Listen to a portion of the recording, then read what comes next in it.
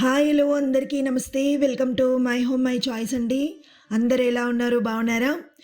ఈరోజు మన వీడియోలో రైస్తో చేసుకోబోయే మరొక రెసిపీ గుమగుమలాడే వెజ్ పలావ్ అనమాట. సో ఇది ఎలా చేయాలో చూపించాలనుకుంటున్నాను.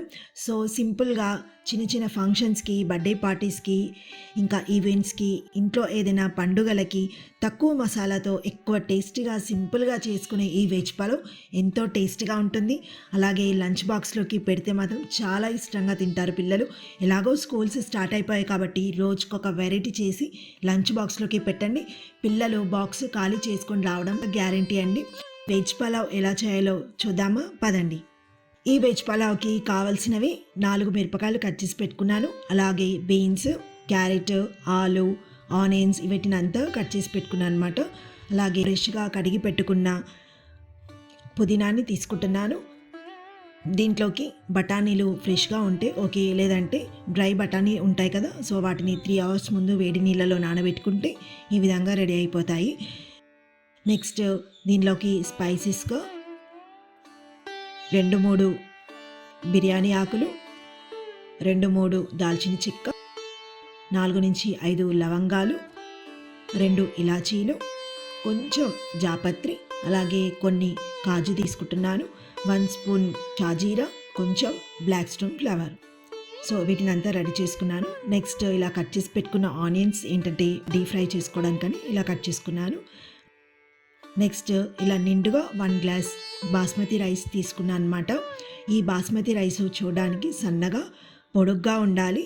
అలాగే పట్టుకుంటే వాసన చాలా బాగా రావాలన్నమాట. స్మెల్ ఎంత బాగా వస్తే రైస్ అంత బాగున్నట్టు. సో ఇలాంటి బియ్యం సెలెక్ట్ చేసుకుంటే ఏంటంటే అన్నం పొడుగ్గా సన్నగా కరెక్ట్గా ఉడికిపోతుంది. బిర్యానీ వాసన కూడా చాలా బాగుంటుంది. సో ఈ విధంగా ఇలా బిర్యానీకి రైస్ తీసి పెట్టుకుంటున్నాను. రైస్ని ఇలా ఒక గిన్నెలోకి తీసుకొని ఫస్ట్ వాటర్తో క్లీన్ చేసుకుంటున్నాను. తర్వాత మళ్ళీ ఫ్రెష్ వాటర్ వేసుకొని 10 నిమిషాలు నానబెట్టుకోవాలి. నెక్స్ట్ ఇలా కడాయిలోకి ఆయిల్ వేసుకుంటున్నాను. దీంట్లోకి ఇందాక కట్ చేసి పెట్టుకున్న ఆనియన్స్ని వేసుకొని డార్క్ బ్రౌన్ కలర్ వచ్చే వరకు డీప్ ఫ్రై చేసుకోవాలి.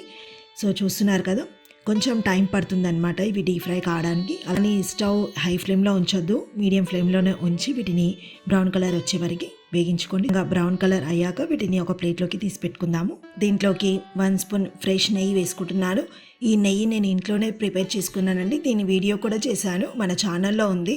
సో దీని లింక్ డిస్క్రిప్షన్లో ఇచ్చాను. సో మీకు ఒకవేళ ఎవరికైనా ఇంట్రెస్ట్ ఉంటే చూసి ట్రై చేయండి. సో నెక్స్ట్ దీంట్లోకి 2 లవంగాలు, 2 లేదా 3 దాల్చిన చెక్క, 1 ఇంచు జాపత్రి, 2 ఇలాచీలు, కొంచెం బ్లాక్ స్టోన్ ఫ్లవర్ లేదా స్టోన్ ఫ్లవర్ అయినా వేసుకోవచ్చు, 2 లేదా 3 బిర్యానీ ఆకులు, 1 స్పూన్ షాజీరా, అలాగే గుప్పెడు కాజు వేసుకొని కలుపుకుందాము.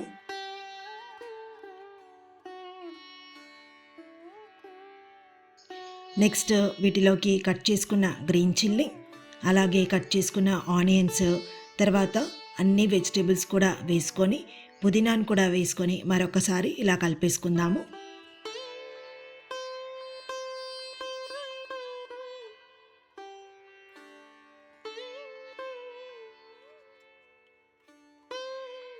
అలాగే మన ఛానల్లో దమ్ బిర్యానీ ఎలా చేసుకోవాలో వీడియో కూడా చేశానండి. సో దాని లింక్ కూడా నేను డిస్క్రిప్షన్లో ఇస్తాను. సో మీకు ఎవరికైనా ఇంట్రెస్ట్ ఉంటే చూడండి, అలాగే చూసి ఎలా ఉందో నా కామెంట్లో తెలియచేయండి.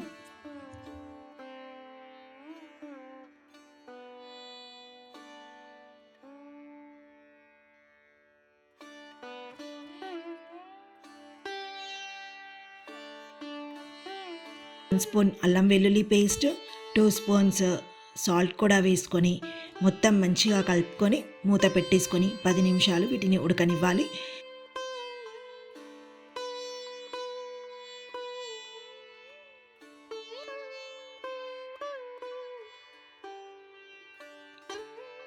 ఓపెన్ చేసి చూద్దామండి. సో ఇవి ఉడికిపోయాయి కదా. ఇందాక మనము ఏ గ్లాస్తో అయితే రైస్ తీసుకున్నామో సేమ్ అదే గ్లాస్తో ఇక్కడ నేను 2 గ్లాసుల వాటర్ వేసుకుంటున్నాను. అంటే 1 గ్లాస్ రైస్ తీసుకున్నా కాబట్టి 2 గ్లాసుల వాటర్ వేసుకుంటున్నాను. దీంట్లో వెజిటేబుల్స్ ఉన్నాయి కాబట్టి ఇంకా ఎక్స్ట్రా వాటికి వాటర్ అవసరం కాబట్టి ఒక 1/2 గ్లాస్ ఎక్స్ట్రా వాటర్ వేసుకుంటున్నాను. అంటే మొత్తం 1 గ్లాస్ రైస్కి 2.5 గ్లాసుల వాటర్ వేసుకోవాలి.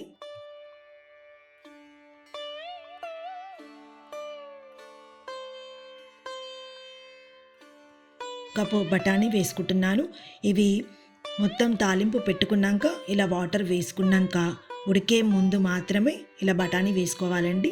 దీనివల్ల ఏమవుతుందంటే కరెక్ట్గా ఉడుకుతాయి. అలాగే పైన స్కిన్ అనేది ముడతలు రాకుండా నీట్గా బఠానీ ఉడుకుతుంది. కాబట్టి మీరు ఒక్క విషయం గుర్తుపెట్టుకోండి, బఠానీ ఇలా లాస్ట్గా మరిగేటప్పుడు మాత్రమే వేయాలి.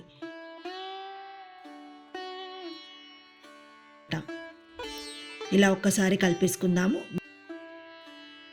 నెక్స్ట్ దీంట్లోకి నానబెట్టుకున్న రైస్ని మొత్తం వాటర్ మొత్తం తీసేసి దీంట్లోకి రైస్ వేసేసుకుందాము. ఇలా రైస్ వేసుకున్నాక ఇలా మళ్ళొక్కసారి కలుపుకోవాలన్నమాట. తర్వాత మీడియం ఫ్లేమ్లో ఉంచి ఉడికించుకోవాలి. అండ్ లంచ్లోకి డిన్నర్లోకి ఎప్పుడైనా సరే ఈజీగా చాలా సింపుల్గా చేసుకుని వెరైటీ ఫుడ్ ఐటమ్. ఉడికేటప్పుడు మధ్యలో ఒకసారి మళ్ళీ మూత తెరిచి మళ్ళీ రైస్ని మొత్తం ఒకసారి కలిపేసుకోవాలన్నమాట. జాగ్రత్తగా నెమ్మదిగా కలుపుకోండి, లేదంటే రైస్ విరిగిపోతుంది. దీనివల్ల ఏంటంటే ముక్కలు అనేవి మొత్తం ఈక్వల్గా స్ప్రెడ్ అవుతాయి, లేదంటే పైకి మాత్రమే ముక్కలు వెజిటేబుల్స్ అన్నీ వస్తాయి. సింపుల్గా రూమ్లలో ఉండే బ్యాచిలర్స్కి ఇలా తక్కువ టైంలో మంచి రెసిపీ చేసుకోవడానికి ఇది ఒక మంచి రెసిపీ అని చెప్పొచ్చు. పైన లాస్ట్కి ఇలా బ్రౌన్ ఆనియన్స్ అలాగే కొంచెం పుదీనాను కూడా వేసుకొని మళ్ళీ మూత పెట్టి స్టవ్ ఆఫ్ చేసుకుంటున్నాను. సో దీంట్లో ఉన్న ఈ వేడికి మగ్గిపోయి రైస్ కరెక్ట్గా ఉడుకుతుంది.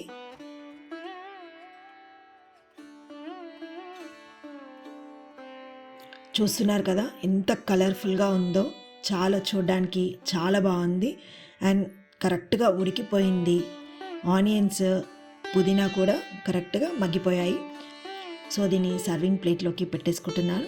చూస్తున్నట్లయితే బఠానీ కూడా చాలా బాగా ఉడికిపోయింది. ఎంత పొడి పొడిగా రైస్ ఎంత బాగా అయిందో. సో వేడి వేడి గుమగుమలాడే వెజ్ పలావ్ రెడీ అయిపోయింది. ఒక్కసారి మీరు ఈ రెసిపీని నేను చూపించిన విధంగానే చేసి చూడండి, ట్రై చేయండి. అలాగే టేస్ట్ చేసి ఎలా అనిపించిందో నాకు కామెంట్ సెక్షన్లో నాతో షేర్ చేసుకోండి. అలాగే వీడియోకి లైక్ చేయడం మాత్రం మర్చిపోవద్దు. సో మీ ఫ్రెండ్స్కి అండ్ ఫ్యామిలీ అందరికీ కూడా ఈ వీడియోని షేర్ చేయండి. అలాగే లైక్ చేయడం వల్ల షేర్ చేయడం వల్ల ఏంటంటే చాలామందికి వీడియో వెళ్తుంది. నెక్స్ట్ టైం మరొక మంచి రెసిపీతో మళ్ళీ మనం మై చాయిస్లో మళ్ళీ కలుద్దామండి. అప్పటి వరకు నమస్తే, థ్యాంక్ యూ.